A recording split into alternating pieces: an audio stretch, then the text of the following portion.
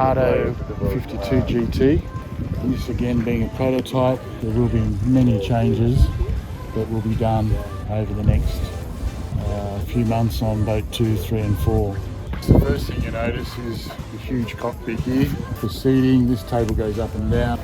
Nice area back here with the electric awning that goes right to the stern. Seats with fridges on either side. This is also a nice spot to sit actually. Just watching the world go by in the marina. A nice awning that covers to the back of the seats there. At the moment we've probably got 3/4 of the way covered here. A fantastic cockpit. As I say, around 6 people, and then you could probably have 2 people on each of these seats. You've got cup holders on either side. I love the way these are adjustable. They feel like you want to have a little bit of a snooze after lunch, you can sort of even lean back. Set up beautifully here with the JL audio system. There's 4 speakers just in this area here of the cockpit. And here's the ice maker. This area here they are changing the doors and windows, but as you can see the Gran Turismo and what it's about is that flow of inside and outside. The sister next door being the 50, using much the same hull but in an enclosed version. As you first actually walk into the door, very convenient again to the cockpit. We've got a 6-bottle wine fridge, and on this side again your glasses or bottles of drinks. You've got the TV here on starboard. This one's just got a fixed table, and this is quite a nice setup the way you do your lounge, so to make the most of it, this seat here can go down. So as 2 people can sit on that seat, or you can put this down and it becomes part of the lounge. And the same here, we go back up, move that over. So, you can sit here, whatever's comfortable, you can get the right height. Boat hull number 2, they're going to have these sliding window options here. So the window opens, slides back to here on both port and starboard. Twin screens, about 12-inch. Again, throttle, joystick, all your buttons here for your sunroof. So once you open this boat up, and you've got the stern open, the fly screen that can go all the way across, or if it's too hot through the day, in the middle of the day, and you've got the sun beating through, you've got the blinds. As soon as you walk in the boat, I guess the teak floor, which is the standard on this boat, or you can have it in the flexi teak right through the boat, but the idea with the GT range is to have that flow through from the cockpit into the saloon area, which I think is fantastic and perfect for Australia and the way we live. On this boat, you've got the 2 options. You've got the galley, which could be here, so you'd lose this settee area. So if you want to be able just to pass things out, that's where the galley would be, so you'd lose that settee. And you could have another cabin. But actually this feels good. You've got a massive lounging area here. Again, you're probably going to have 6 people there. You could have 6 out the stern, 2 on each seat. It's more than comfortable. So you can actually have 12 people on this boat when you're entertaining. In this case with the galley down below, we've got a crew cabin in here. Quite a nice sized cabin actually. And nice and deep. Look how deep this is. Sitting here you can see right through the whole boat, the same as the 60, where basically there is not really a blind spot when you're driving or even sitting inside the boat. 360-degree view. Coming down to the galley, dishwasher. You got your drawers here, nice storage area, or bins in this case. You have an area quite well thought out, which cuts itself around the sink. Nice deep sink. Big nice firm fridge here with the freezer. So this one's just fitted with a microwave at the top, but you've got another deep freezer here on top of the fridge. And we've got the 2 cockpit fridges as well. So lots of storage through here. Again, they want to quickly cool a bottle of wine. That's a little isotherm bottle fridge. Fiddles at the front. Again, the way the cupboards sort of come out, quite cool, quite clever. Got some blinds and port lights there. If you are cooking and you want to just let out some heat, otherwise there is also a small hatch.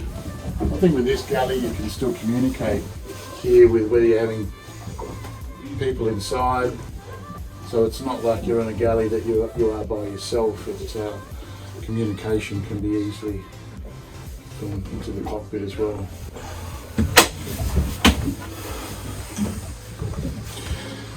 So using every bit of space is even, this would be a perfect spot to maybe put your toolbox or even a bit of safety gear if you needed.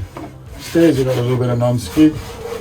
This is a grey oak, which is fitted on this boat. Down below is in the floors and through, and then again I've got sort of a vinyl, so again not so much fiberglass to be seen. Corridor all the way around, so nice serving area. You have to serve your plates all the way around, so you've got a good U-shaped galley here. Going to the aft cabin first. Twin beds. I can sit in here. Bedroom's okay. These are about 2.1 metres long, 800 wide. This one's slightly bigger here, which can be used as a day head from the galley coming through here, or you can use it from the aft cabin. So that's with a separate shower. Going forward, this is quite impressive. The port starboard lying bed. It's a queen size. Also enough headroom above you if you wanted to sit up in bed. Nice locker on each side, reading lights, bit of storage.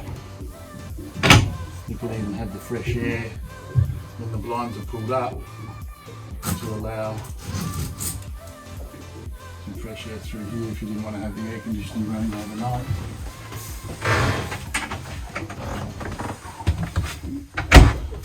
Nice area here. Popping down if you wanted to put your shoes on, and probably a bit of storage underneath.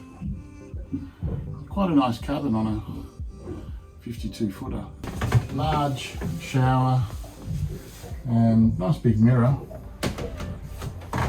and then take the toilet with an overhead hatch. You've also got another hatch here facing forward, so both these hatches open facing forward, really giving that flow of air through if you don't wish to have the air conditioning running. The standard on this boat is to have exactly what you see here, like a black cabin top, so you can imagine even if you had a beautiful grey hull or anything, it would all blend in grey cushions. Got a nice handle as you walk up here, you feel safe as you walk up to the bow. We've got these removable stanchions, which are carbon. Take them off when you don't need them. Pardo's signature bow lounge area, as you know, on all the Pardo range. Flush cushions so they don't rise, and here we go, the water which actually runs out, so just to keep that mildew and water away from the bottom. And then the locker. It's huge. As we know, we've got the anchor system that's operated by the helmsman with a camera, so he can see what's going on his chart plotter. And it's big enough for all the fenders as well. A nice area at the bow of the fuel, especially with these stanchions. They're not actually ugly, I guess because they're the carbon and the black, you don't actually notice them as much. Walking down, you've got a nice side deck, so plenty of room for both people. Feel very safe. Handle, step, handle. Very easy, as all the Pardos are, to walk around the sides. Quite a nice size engine room in here. So you've got your tanks again on each side, 1,000 litres per side. This one's also got the same engines as the 60, the Eyachts, the IPS 800s. Quite spacious behind the boat, and we've got the water maker on the starboard side there, some battery banks on each side, and the generator on the port side further forward, water heaters and all your fuses. So there's a good area in front of the ladder when you pop it up as well. Nice size engine room for a 52 footer. Thank you for joining us on the new Pardo 52 GT, and if you'd like to know more, please contact us at Eyachts.